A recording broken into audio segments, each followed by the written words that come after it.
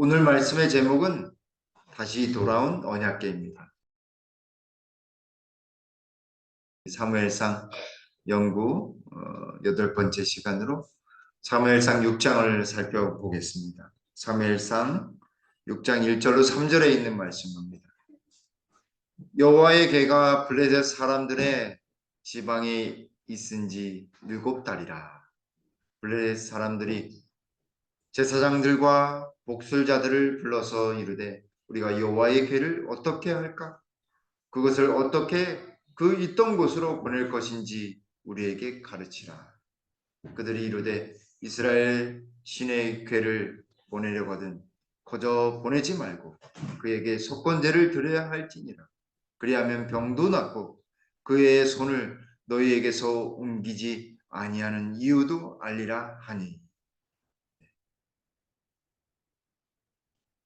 우리가 좀 복습을 좀 다시 한번 하겠습니다. 3장에서 사무엘이 이제 어린 사무엘이 선지자 및 마지막 사사로서 그리고 제사장으로서 특별히 선지자로서 세움을 받고 첫 번째 예언을 하는데 엘리 가문의 이 심판에 대한 예언을 하게 됩니다. 그것은 하나님의 심판의 메시지로서 엘리 가문뿐만 아니라 이스라엘 백성들에 대한 하나님의 심판의 메시지였다라고 말씀드렸습니다. 그래서 드디어 4장에서 블레셋 사람들과 전쟁을 했고 거기서 패하게 됩니다. 그리고 엘리 가문의 심판이 이르렀습니다. 두 아들은 전쟁터에 나가서 죽고 엘리는 법궤를 빼앗겼다는 소식을 듣고 그리고 아들들이 죽었다는 소식을 듣고 의자에 앉아 있다가 뒤로 넘어져서 목이 부러져서 죽습니다. 그리고 그의 며느리가 아이를 낳고 죽는데 아이의 이름이 이가봇입니다. 하나님의 영광이 떠났다. 그래서 엘리 가문 심판을 받고 이 4장에서 심판을 받게 됩니다. 이제 5장에서는 빼앗긴 언약궤가 어디로 들어갔어요? 블레셋 진영의 이 전리품으로, 전쟁의 전리품으로 어느 신전에 들어갔습니다. 다곤 신전에 들어갔죠. 그 다곤 신전에 들여다 놓으니까 하루는 제일 처음 날은 법궤 앞에서 엎드려졌습니다. 다곤 신 다시 세워놨어요. 그 다음에는 어떻게 됐습니까? 머리와 팔이 손이 부러져서 그 머리가 부러진 손이 어디에 있었냐면 문지방에 있었습니다. 그래서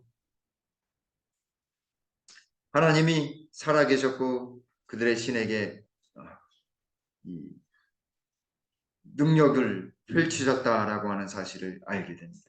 그러고 난 다음에 이 언약궤로 말미암아 이 아스돗과 가드와 에그론에 이어져서 전염병이 펼쳐지게 됩니다. 하나님의 심판이었습니다. 그래서 마지막 하나님의 심판이 이르게 되면 하나님의 임재인 언약궤가 그들 가운데 죄인들 가운데 임하게 되면 죄인들에게는 하나님의 심판이요.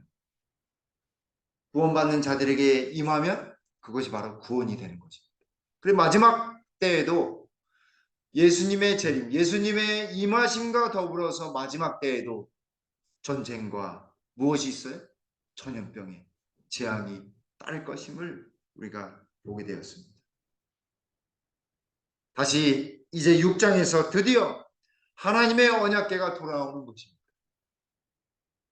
하나님의 언약궤가 돌아오는데 백성들이 감격하여서 하나님께 영광 돌리고 마음을 회복해서 정말 하나님께로 돌아왔다고 한다면 그들에게 축복이 되었을 텐데 회개하지 않으며 교만하고 하나님의 언약궤를 업신여기는 일이 일어남으로써 이스라엘 백성들에게 심판이 이르게 되는 것을 볼 수 있습니다. 여기 우리가 읽었듯이 여호와의 개가 블레셋 사람들 안에서 몇 달이나 있었냐면 7달이나 있었습니다. 그런데 이스라엘 백성들은 그 언약궤를 찾으려고 노력했을까요? 안 했을까요? 노력하지 않았습니다. 관심 외에 삶이 너무나 바빠가지고 이 6장에 보니까 뭘 하고 있었냐면 이때 무렵에 밀 타작을 했습니다. 밀 수확을 했어요. 오늘날로 이야기하면 5, 6월 달에 밀 타작. 얼마나 바빴을까요? 정말 바빴습니다.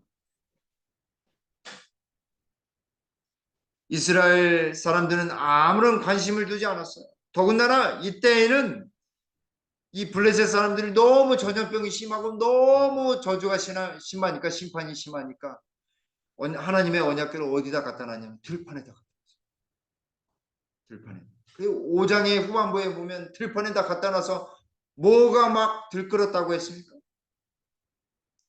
쥐들이 들끓어가지고 큰 쥐들이 이 많은 쥐들이 들끓으면 들판에 있던 쥐들이 들끓으면 뭐가 발생하냐면 전염병들이 다 발생합니다. 하나님에게는 들판에 있었고 이스라엘 백성들 하나님을 섬기는 백성들은 곳에 있지 않은 것입니다. 그래서 그들이 머리를 쓰는데 어떻게 하냐면 빨리 이 언약궤를 이스라엘 백성들 진영으로 다시 옮겨다 놓기를 원하는 것입니다. 그래서 그들의 제사장들과 다곤신의 제사장들과 복술자들, 오늘날로 이야기하면 무당 정도가 될 것입니다. 그들에게 우리가 여호와의 궤를 어떻게 할까? 우리에게 가르쳐달라. 어떻게 하면 다시 있는 곳으로 보낼 수 있는가? 빨리 보내서 우리 이 전염병을 낫게 하자. 그런 것입니다. 재앙을 없애자. 그러자 그들이 이야기하기를 뭐라냐. 보내려고는 그냥 거저로 보내지 말고 속건제를 드려야 된다라고 이야기하는 것입니다. 이 속건제는 성경에서 속건제는 배상하는 것입니다. 배상. 뭘 잘못해가지고 무슨 물건이 파괴되거나 아니면 훔쳤거나 아니면 손을 다치게 했거나 그랬을 때 배상하는 것입니다. 그래서 오늘날 구약의 신학자들은 이 속건제물을 속건제라고 안 하고 배상제라고 명확하게 이야기합니다. 그래서 빨리 배상해드리고 그러니까 아마도 하나님께 잘못했다라고 하는 것을 이 배상을 통해서 무마하려고 하는 그들의 이방 신을 섬기는 그런 차원에서 이 속건제를 드렸던 것 같습니다. 그래서 여기 3절 후반부에는 병도 낫고 그의 손을 너희에게 에게서 옮기지 아니하는 이유도 알리라. 이게 다시 말하면 이 언약궤가 들어옴으로 재앙이 왔는데 그들은 믿지 않은 것입니다. 사실은 우연히 들어왔을지도 모른다 생각하고서 빨리 보내면 없어지나 안 없어지냐 확인할 수 있는 것이 될 수 있다라고 하는 것입니다. 오늘날 이러한 상황들을 봐서 볼 때 이스라엘 백성들의 처지와 이 블레셋 사람들의 이런 행동을 보았을 때 우리에게 어떤 교훈을 하나님께서 주시고자 하실까요? 가만히 묵상해 보면 그리고 부조와 선지자의 말씀을 생각해 볼 때 하나님의 것, 하나님의 언약이 담겨져 있는 하나님의 율법 그리고 하나님의 임재를 우리가 너무너무 소홀히 하고 있다라고 하는 것입니다. 하나님의 것, 하나님의 교회의 물건들, 교회, 우리 성도들, 그리고 우리와 함께하는 사람들, 그리고 하나님의 임재, 우리와 동행하시는 그 임재를 우리가 너무나 소중하게 여기지 못하고 있는 형편을 보게 됩니다. 마치 이스라엘 백성들이 하나님의 언약궤가 들판에 있음에도 불구하고 거기 가지 못하는 거예요. 죽을 각오로 하고 언약궤를 찾아왔다고 한다면 찾아올 수 있었을까요? 없었을까요? 저는 있었으리라 생각합니다. 비록 거기가 블레셋 전역이라 할지라도 하나님이 그들을 보호하셨을 것입니다. 무릎을 꿇고 하나님의 언약궤를 찾고자 노력했다고 한다면 그들은 진정한 회복의 경험을 했을 것입니다. 그러나 그렇지 못한 것입니다. 그래서 이러한 형편을 부조와 선지자에 보면 이렇게 설명하고 있습니다. 7개월 동안 법궤는 블레셋에 머물러 있었으나 이 모든 기간 동안은 이스라엘 백성들은 법궤를 찾으려고 노력하였다가 아니라 노력하지 않았다. 하나님의 백성이 하나님의 법궤를 찾으려고 노력하지 않아요. 하나님의 임재의 상징인 이 법궤를 찾지 않아요. 필요에 따라서 그 법궤가 우리에게 어떤 능력을 주기 때문에 이스라엘 백성들은 그리고 블레셋을 너무 무서워서 찾지 않는 것입니다. 마치 신앙의 이기적인 면모. 우리도 그렇게 하고 있지 않을까요? 나의 필요에 따라서 하나님의 법궤는 하나님의 임재는 들판에 있는데 어디 딴 곳에 있는데 나의 필요에 따라서 하나님의 임재를 찾고 기도하며 가만히 있지는 않았지. 그러나 블레셋 사람들은 전에 저희가 법궤를 취하려고 고심했던 것처럼 이제 법궤를 없애려고 고심합니다.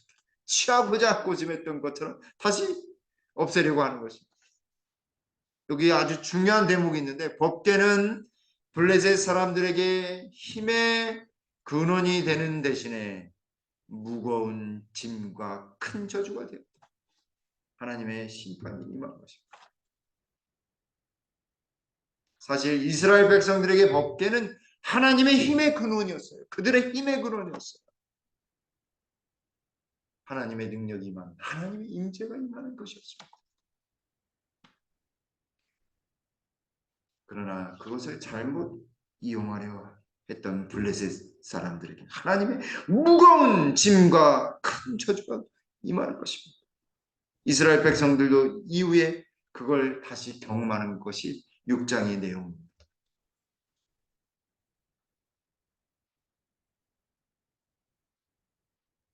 그래서 여기 속건제를 드리고 또 무엇을 만들어서 배상하라고 하냐면 금독종 5. 전염병을 상징하는 어떤 형태가 있었던 모양인 것 같아요. 아마도 짐승의 모양일 거라고 생각이 듭니다. 또 쥐 5마리. 5장에서 쥐들이 막 떼들이 움직였던 것을 보게 되면 이렇게 만들어 것이 당연하게 생각이 됩니다. 그래서 5절에서 너희는 너희의 독한 종기의 형상과 땅을 해롭게 하는 쥐의 형상을 만들어 이스라엘 신께 영광을 돌리라. 하나님의 방법이 아니죠. 그렇죠? 하나님의 형상을 만드는 것은 하나님의 방법이 아니에요. 사실 죄도 어떤 형태로서 마음에 생기기 시작하는 동시에 죄가 되듯이 여기 형상을 만들어서 우상을 만드는 것. 하나님께 영광을 돌리자라고 했지만 사실 하나님께 영광을 돌리는 것이 아니라 그들의 재난과 심판을 어떻게 해야 하는 거예요? 제거하기 위한 방법의 차원인 것입니다.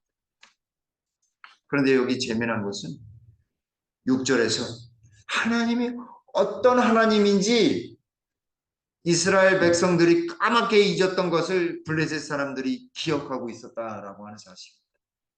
애굽인과 바로가 그들의 마음을 완악하게 한 것 같이 어찌하여 너희가 너희 마음을 완악하게 하겠느냐. 그가 그들 중에서 재앙을 내린 후에 그들이 백성을 가게 하였으므로 백성이 떠나지 아니하였느냐. 사랑하는 우리 김법계 성도 여러분, 우리의 마음속에 하나님이 나와 함께 하셨고 나를 위해 펼쳐주셨던 그 능력의 하나님, 이적을 보여주셨던, 그리고 내가 만난 그 처음 만났던 그 감격스러운 하나님, 그리고 내가 어려울 때 나와 동행해 주셨던 그 하나님을 이스라엘 백성들이 까맣게 잊었던 것처럼 오늘 우리도 그렇게 까맣게 잊어버리고 살진 않은지 다시 하나님께로 돌아가야 하겠습니다. 돌아가면 하나님의 능력이 함께 하실 것입니다. 하나님께서 우리와 함께 하실 것입니다. 능력으로 함께 하실 것입니다.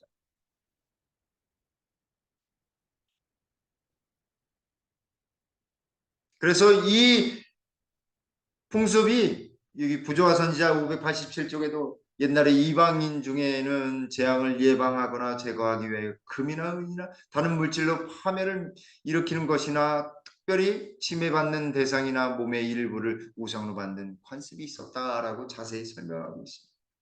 근데 이 관습이 어디에 있던 관습이에요? 이교들, 하나님을 믿지 않는 우상 숭배를 하는 사람들이 하는 거예요. 그래서 일본에 가시면 그들이 믿고 있는 신도로 그들이 믿고 있는 그 신들이 있잖아요. 그 가보면 식당도 어느 한 구석, 특별히 문 앞에 위쪽이나 아니면 좌측 보는 데에서 앞쪽에 자기들이 섬기고 있는 신들을 이렇게 딱 해놓습니다.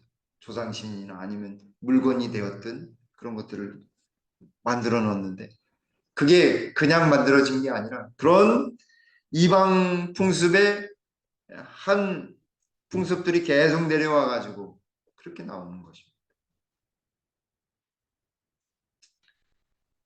그래서 혹여 아프면 여기 있듯이 사람이 낫기를 위하여 뭘 만들어요? 자꾸 우상을 만들고 뭘 하고 이렇게 하는 것입니다.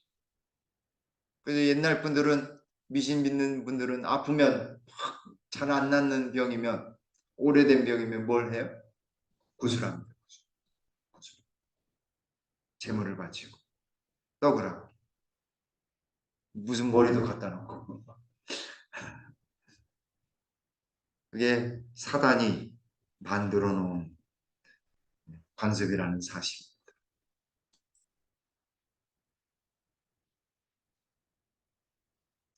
그래서 무슨 생각을 하였냐면 정말 하나님이 벌을 주셨는지 안 주셨는지 다시 테스트하기 위해서 그들이 젖나는 그러니까 새끼에게 젖을 먹이고 있는 암소 2마리를 가져다가 송아지를 떼내고 집으로 돌려보내고 한 번도 수레를 매지 않았던 그 소에게 수레를 끌게 해가지고 거기다가 언약궤를 갖다 놓고 그리고 자기네들이 만들었던 금 그 우상들을 거기다 담아가지고 보내보자.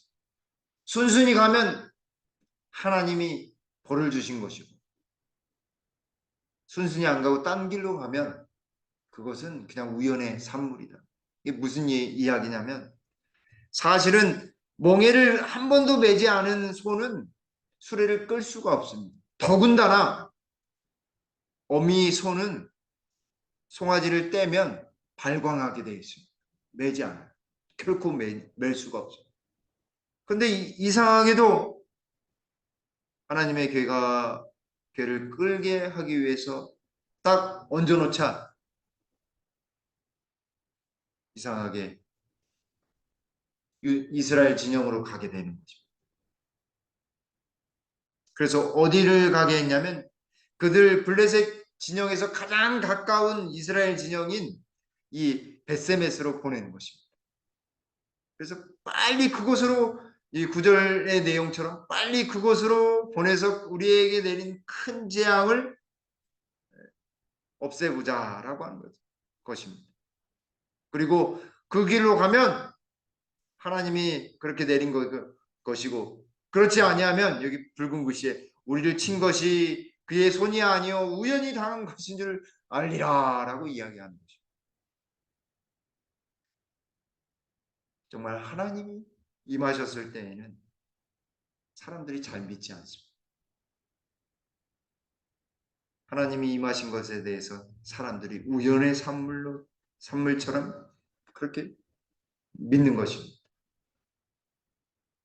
그게 가장 과학적으로 이렇게 살펴본다고 한다면 진화론이 될 것입니다. 우연히 세포가 생기고 우연히 그것이 동물로 식물로 우연히 그렇게 돼서 사람이 되었다. 우연히 참 우연치고 너무 대단한 우연이죠. 로또 맞을 확률보다 몇만 배, 몇 수십만 배 불가능한 일인데 정말 불가능한. 하나님께서 임하셨을 때 믿음은 우연이라고 생각지 않습니다. 믿음은 하나님의 하신 것으로 믿는 것입니다. 우리 김포교회 모든 성도님들 마음 가운데 하나님이 우리와 함께 하셔서 모든 것을 이루고 계신다고 믿게 되기를 간절히 바랍니다.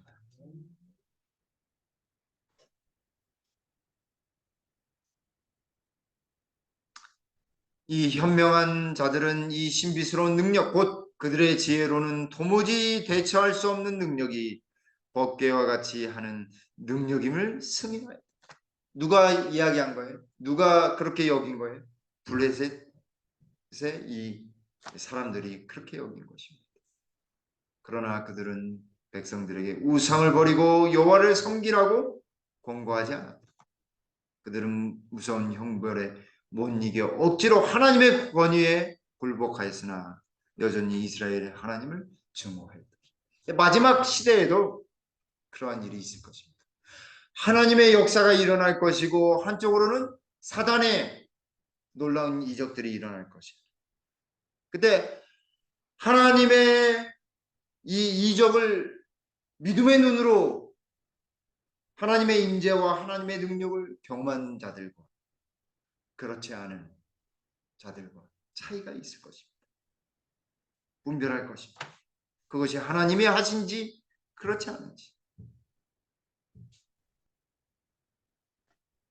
하나님께 온전히 순종하는 자들에게는 하나님은 그들을 간합하시고 그들 또한 하나님께 순종을 드리게 될 것입니다. 그리고 하나님의 은혜로 그들의 마음이 온전히 부드러워질 것입니다.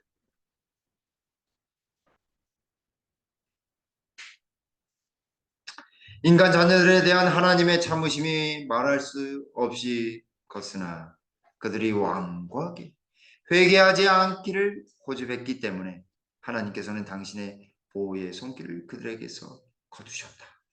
그들은 당신의 창조물과 경고와 권고와 책망에서 하나님의 음성을 듣기를 거절했기 때문에 하나님께서는 형벌을 통해 그들에게 말씀하실 수밖에 없으셨다. 누구에 관한 이야기냐면 블레셋에 관한. 하나님께서 계속 호소하십니다. 그리고 하나님의 자녀인 이스라엘에게도 계속 호소하셔요. 근데 참고 참으셨는데 하나님의 참으심이 딱 도달하는 순간 이제 기한이 없어요. 기한이. 하나님은 계속 참으실 수 있지만 기한이 있어요. 그 기한이 딱 차면 하나님의 손길이 거두게 되는 거죠. 마지막. 그래서 마지막 이 재림전 조사 심판 하나님의 마지막 예수 그리스도의 이 하늘 성소에서 이루어지는 이 심판 기한이 있습니다. 하나님의 참으심은 기한이 없는데 끝이 없는데 시간의 기한이 딱 정해져 있어요. 하나님만이 아는 그 기한이 차면 경고와 공고와 책망 그것을 듣고 거절하면 심판이 이르게 될 것입니다. 그러므로 우리는 깨어 하나님의 음성을 귀담아 들어야 하는 것입니다.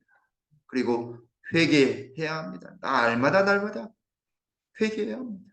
우리의 완고한 마음을 부드럽고 은혜의 마음으로 바꿀 수 있도록 하나님을 바라볼 수 있도록 우리 모두가 회개해야 하겠습니다. 드디어 어디로 가냐면 이제 벳세메스로 가게 됩니다.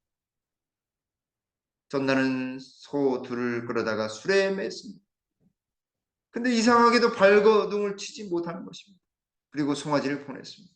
송아지와 떨어지는데 발버둥을 못 치고 뭐만 흘리냐면 눈물만 이 소들이 저 어렸을 때 기억이 나는 게 큰아버지 댁에 소를 키웠어요. 소를 키웠는데 그 소가 너무 이제 나이가 들어가지고 팔아서 도수장으로 끌려가는 거예요. 근데 어떻게 알았는지 막 뭐 하면서 얼마나 눈물을 많이 흘리는지 그 눈이 엄청 크잖아요. 소 눈이. 근데 그렇게 울더라고요. 소도 아는 거예요. 자기가 팔려가서 죽을 것을 아는 거예요. 그 수레 뒤에 법궤가 얹혀지고 그 다음에 거기에 이 독종의 형상을 한 쥐의 형상을 한 그 상자에 금부치들을 거기다 넣었어요.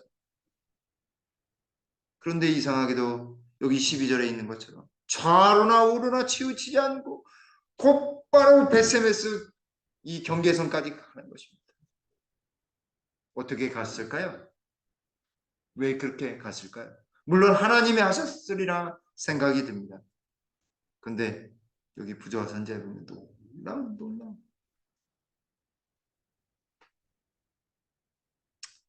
이 수레를 목에 멍에를 맨 일 없는 암소 두 마리에 메웠다. 그 송아지는 떼어 집으로 보내고 암소들을 저희가 원하는 대로 가게 하였다. 그리하여 만일 복개가 가장 가까운 레인의 성읍 베세메스 길을 따라 이스라엘인에게로 돌아가면 블레셋 사람은 이것을 이스라엘의 하나님께서 그들에게 이 큰 재앙을 내리셨다는 증거로 받아들일 것이다. 마음대로 기도에 가도록 놓아주자. 그 암소들은 저희 어린 새끼들을 떼어 놓고 울면서 베세메스 길로 향해 곧바로 나아갔다. 천사들의 손 안내를 받아 참을성 있는 짐승들은 계속 저희의 길로 나아갔다. 하나님의 임재가 법궤와 동행하여 지정된 장소에 안전히 도착한다.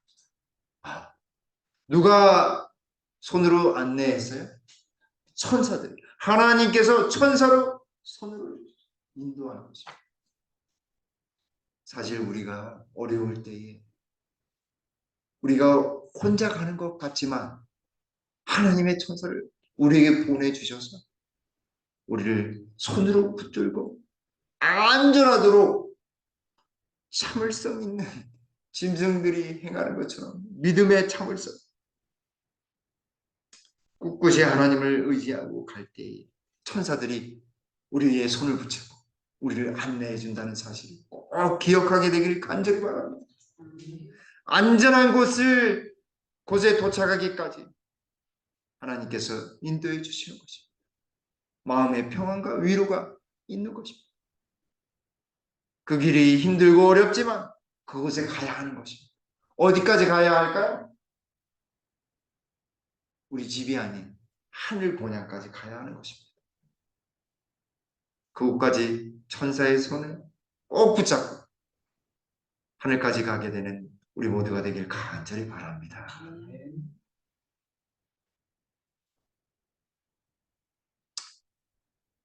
근데 그 상황 속에 베세메스 사람들이 골짜기에서 무엇을 베고 있었어요? 네, 밀을 베고 있었습니다. 수확의 기쁨과 더불어서 하나님의 괴가 오는 것을 눈으로 보고서 기뻐했습니다. 그리고 레위인들이 나가서 하나님께 번제와 다른 제사를 드렸습니다. 법궤를 놓고서 드렸습니다. 그리고 그 사실이 블레셋 방백들에게 알려졌습니다.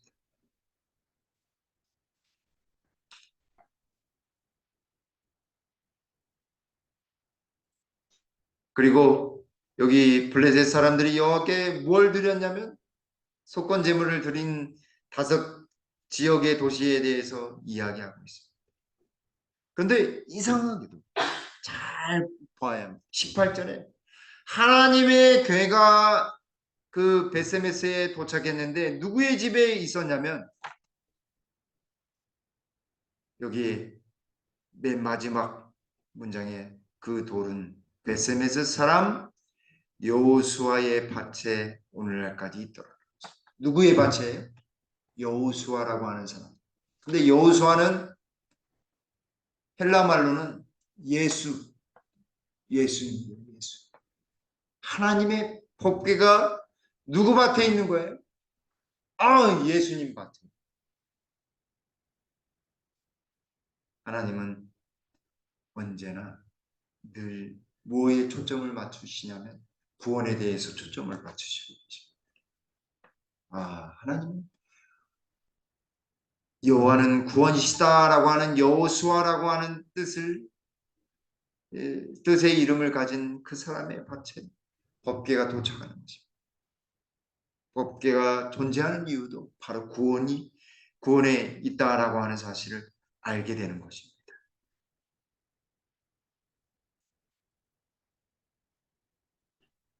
그러나 하나님의 법궤를 누구만이 만질 수 있었냐면 구별된 사람, 레위 제사장 중에서도 구별된 사람만이 그것을 옮기고 볼 수 있었습니다. 누구만 볼 수 있었냐면 대제사장만 볼 수 있었습니다. 근데 어느 한 사람이 그것을 쫙 열어보았어요.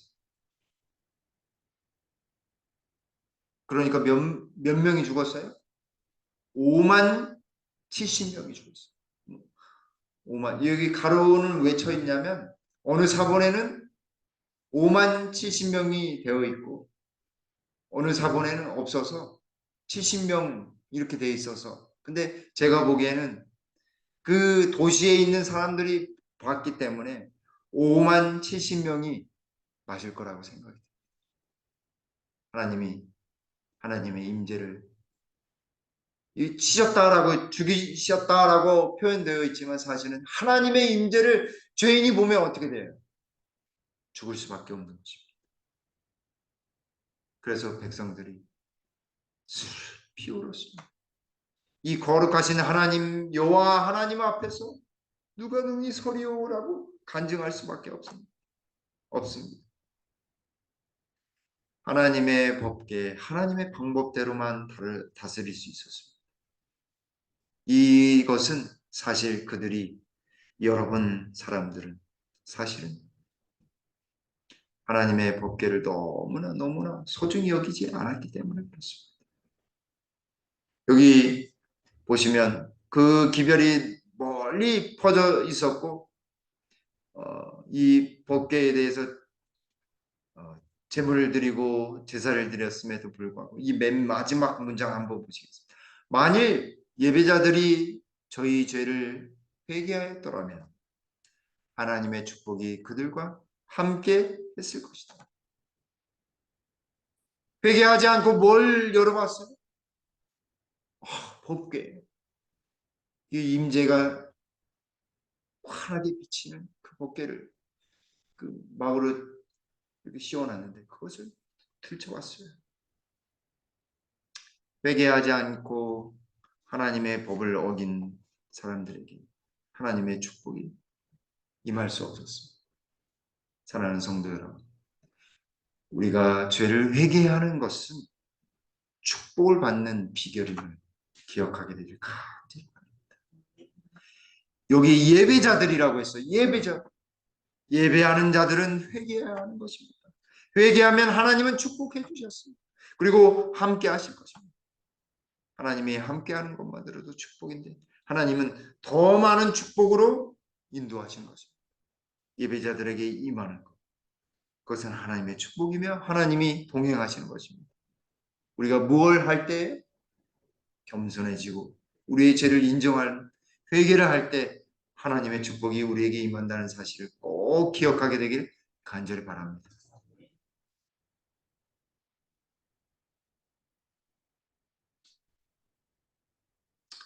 그러나 그들은 하나님의 율법을 충실히 순종하지 않았다. 그들은 법궤가 돌아온 것이 좋은 일의 전조라고 기뻐하는 반면에 법계의 신성에 대한 참된 깨달음이 없었다. 그들은 법계를 받아들일 적당한 장소를 준비하는 대신 그것을 추수하는 들판에 방치해 두었다. 법계가 들어왔다고 막 기뻐했는데 정작 그 법계를 들판에 놔두는, 참 놀라운 일이 아닐 수 없습니다. 마침내 그들은 호기심에 못 이겨 법궤를 걷어치우고 감히 법궤를 열었다. 하나님의 법궤를 빨리 적당한 장소에 하나님이 원하시는 그곳에 두었다고 한다면 그런 일은 결단코 없었을 것입니다. 신앙도요 마찬가지입니다. 결단이 필요합니다. 바로 말씀을 보고 바로 기도한다고 한다면, 바로 하나님의 것을 떼어놓는다고 한다면, 그것이 물질이 되었든 시간이 되었든 무엇이 되었든 바로 결단을 했다고 한다면 법궤를 걷어치우는 죄를 범하지 않았을 것입니다. 우리도 우리의 신앙 가운데 법궤를 들추는 그런 죄를 범하지 않기 위해서는 결단이 필요한 것입니다. 죄가 들어오지 않도록 결단이 필요한 것입니다.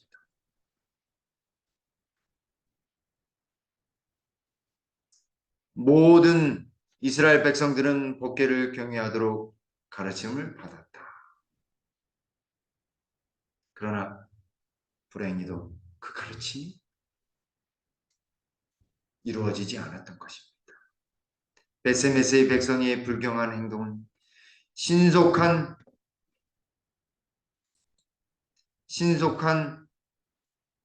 처벌을 받았다. 많은 사람들이 돌연히 죽임을 당했다. 하나님도 지극히 하나님의 것, 바로 벌어져야 될 것에 대해서는 하나님께서도 바로 벌하십니다. 왜냐하면 죄가 그 선을 넘게 되면 하나님은 심판할 수밖에 없게 되기 때문에 그렇습니다. 그래서 거기 베스메스 사람들이 어디로 보내기를 원했냐면 기랏 여림으로 보내기를 원하는 것입니다. 더 하나님이 있는 장소, 그곳으로 보내기를 원하게 되는 것입니다. 사실 우리도 그런 생각을 하는지 모르겠습니다. 하나님을 사랑하는데 하나님을 좀 멀리하고 싶은 마음이 종종 들 때가 있을 것입니다. 왜냐하면 그것이 왠지 모르게 나를 억압하는 것 같고 짐이 되는 것 같고 세상적으로 볼 때 그렇지 않습니까? 그러나 꼭 기억하게 되길 바랍니다. 그건 세상적인 관점이란 사실입니다. 하나님의 관점, 영생이라고 하는, 영원이라고 하는 관점에서는 그런 것은 아무것도 아니라는 사실을 꼭 기억하게 되길 간절히 바랍니다. 그래서 하나님을 선택하고 하나님과 동행하는 삶을 살게 되기를 간절히 바라겠습니다. 한 예화를 통해서 말씀을 줄이겠습니다. 우리가 나이가 들면 들수록 아름답게 되려면 화를 다스릴 줄 알아야 된다고 합니다. 이 화는 영어로 anger. 그래서 화났다라고 하는 표현을 angry라고 하잖아요. angry. 근데 거기에다가 d를 붙이면 뭐가 되냐면 danger가 됩니다. 위험. 화는 결국 위험 신호다라고 하는 것입니다. 마음을 다스리지 못한 사람은 자신과 상대에게 고통을 준다고 합니다. 혼자서 불평, 불만, 비난을 중얼거리면 그것은 사실 나를 향한 것이다 라고 하는 사실입니다. 우리가 나이가 들수록 내가 할 수 있는 게 무엇일까 고민을 많이 합니다. 하지만 미켈란젤로는 90세에 베드로 대성당의 벽화를 그렸다. 베르디는 85세에 아베 마리아라고 하는 곡을 작곡했습니다. 시인 괴테는 대작 파우스트를 60세에 시작해서 83세에 완성했습니다. 소크라테스는 그의 철학을 70세부터 다른 사람들에게 온전히 전할 수 있었다고 합니다. 나이가 들수록 아름답게 보내기 위해서 두 가지 지혜가 필요한데 그것은 바로 가족과 지인에게 하나님께 감사를 하는 것입니다. 또 늘 할 수 있다. 예수님 안에서 늘 할 수 있다라고 하는 생각을 갖는 것이라고 합니다. 그렇게 되면 마음도 몸도 항상 건강할 수 있다고 하는 것입니다. 하나님 안에서 감사하며 기쁨으로 살아가면 우리 김포교회 모든 성도님들 되길 간절히 바라면서 말씀을 드리겠습니다. 아버지 하나님, 우리가 이스라엘 백성들이 하나님의 언약궤를 들판에 놓고 자기의 생활들을 한 것처럼 우리도 하나님의 법궤를 들판에 놔두고 생활하고 있지 않은지 주님 돌아볼 수 있는 귀한 은혜를 주시오니 주님 감사합니다. 하나님의 법궤를 소중히 여기고 하나님이 우리와 함께 하시며 회개하는 자들에게 하나님의 축복과 동행해 주심을 오늘 말씀해 주셨어. 우리가 날마다 주님을 만나 우리의 죄됨을 고백하고 하나님 앞에 겸비함으로 하나님의 축복과 함께 하나님과 동행하는 삶 살아가도록 주님 은혜를 더하여 주시옵소서. 우리가 하나님을 너무 사랑하고 그리하여서 하나님 말씀과 기도로 승리하는 삶 살기를 원합니다. 주님 그렇게 살아갈 수 있도록 주님 이끌어 주시옵소서. 돌아가는 발걸음도 주님의 강한 전사로 저희들과 함께 주시옵기를 우리 구주 예수님의 이름으로 간절히 기도 올리옵나이다.